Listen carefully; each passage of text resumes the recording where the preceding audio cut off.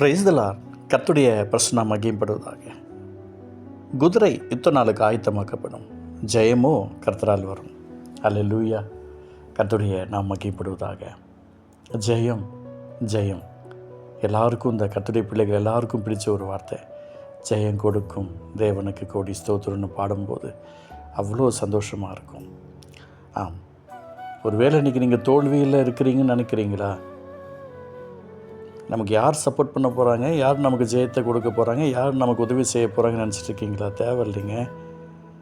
அந்த குதிரை யுத்த நாளுக்கு ஆயத்தமாக்கப்படும். அந்த குதிரை ஆண்டவரை பார்த்து கேட்காது. அந்த குதிரை ஆண்டவரை பார்த்து எனக்கு உதவி செய்யுன்னு சொல்லாது. ஆனால் அந்த குதிரை யுத்த நாளுக்கு ஆயத்தமாக்கப்படுமா? யுத்த நாள். அப்போது ஒரு மனுஷன் தேவைப்படுகிறது. ஒரு யுத்தத்திற்கு ஒரு மனுஷன் தேவை. அப்போ இந்த அருமையான நாளில் ஒரு பிரச்சனையில் ஒருத்தவங்க இருக்கிறாங்க. ஆண்டோடைய பிள்ளையாக இருக்கிறாங்களா? ஒரு வேதனையில் இருக்கிறாங்க, சரீரத்தில் சோர்வுகள் இருக்கிறாங்க. இயேசுவின் நாமத்தில் நான் சொல்லிக்கிறேன், ஜெயம் கற்றுக் கொடுக்க ரெடியாக இருக்கிறார். ஆனால் அந்த யுத்தத்திற்கு தகுதி இருக்குது பார்த்திங்களா? அது ரொம்ப அவசியமான ஒரு விஷயம். இந்தியாவுடைய மிலிட்ரி டிபார்ட்மெண்ட்டை பார்த்திங்க அப்படின்னா, அவங்க தூங்குகிற நேரம் 2 hours வச்சுக்குவாங்க. 2 hours ஒர்க்கிங் டைம் வச்சுக்குவாங்க. அது ரொட்டீன் பண்ணிக்கிட்டே இருப்பாங்க, மாறி மாறி மாறி. அதே போல் சில தீவிரவாதிகள் கூட அப்படி தான் பண்ணுவாங்க. அதுவும் இந்த திருடர்கள் பார்த்திங்க அப்படின்னா நைட்டில் தான் அப்படியே கண்ணமிட்டு பார்த்துக்கிட்டே இருப்பாங்க. அதுவும் சில இடங்களில் சில ஊழியர்கள் நயவஞ்சகமாக பேசி திருட்டுத்தனமாக ஆத்மாக்களை களவாடிட்டு கொண்டு போகிற சில திருட்டு ஊழியர்களும் இருக்க தான் செய்கிறாங்க. இந்த வார்த்தையை நான் சொல்கிறேன், தப்பாக நினைக்க வேண்டாம். இயேசுவின் நாமத்தில் நான் சொல்லிக்கிறேன். இயேசுவின் நாமத்தினால இந்த வார்த்தை ஒருவேளை உங்களுக்கு காயமாக இருந்தால் அதை மன்னிச்சுக்கொள்ளுங்க. ஆண்டவருடைய நாம் மகிமைப்படுவதாக. கர்த்தருடைய கோபம் ஒரு மனுஷன் மேலே வந்துவிட விடக்கூடாது. நம்ம ஜெபிச்சா அப்படின்லாம் நினச்சிடாதீங்க.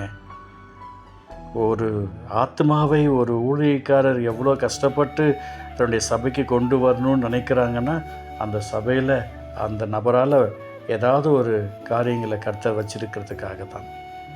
ஈஸியாக இன்றைக்கி வேறு ஊழியக்காரங்க வந்து, இங்கே ஒரு பெரிய ஊழியக்காரர் வராரு, எங்கள் வீட்டில் பெயர் வைக்கிறோம், எங்கள் சபையில் பெயர் வைக்கிறோம், வாங்க அப்படின்னு சொல்லிட்டுலாம் குதிரை யுத்த நாளுக்கு கிடையாது.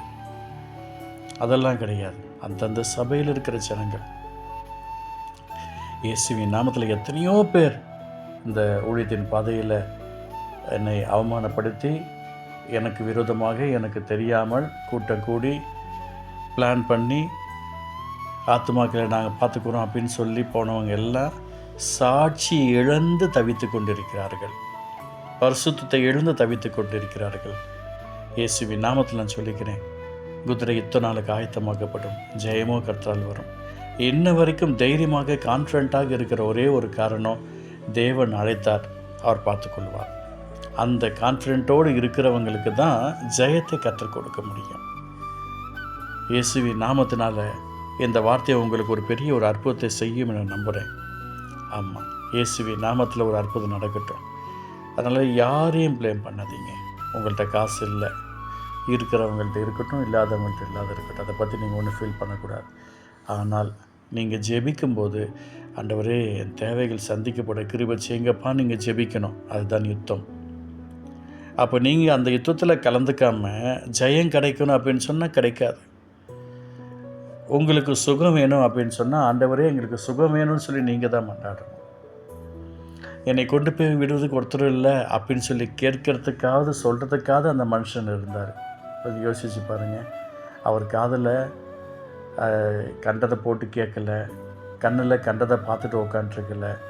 ஆனால் எப்படியாவது ஒரு அற்புதம் நடக்கும்னு சொல்லி காத்துட்டு இருந்தார். எவ்வளோ நாள் பார்த்தீங்களா? 38 வருஷமாக காத்திருந்தார். கர்த்தரே இறங்கி வந்தாரா? ஆண்டவர் அற்புதம் செய்தாரா? உங்களுக்கு நான் சொல்கிறேன், இயேசுவின் நாமத்தினால குதிரை யுத்த நாளுக்கு ஆயத்தமாக்கப்படும், ஜெயமோ கர்த்தரால் வரும்.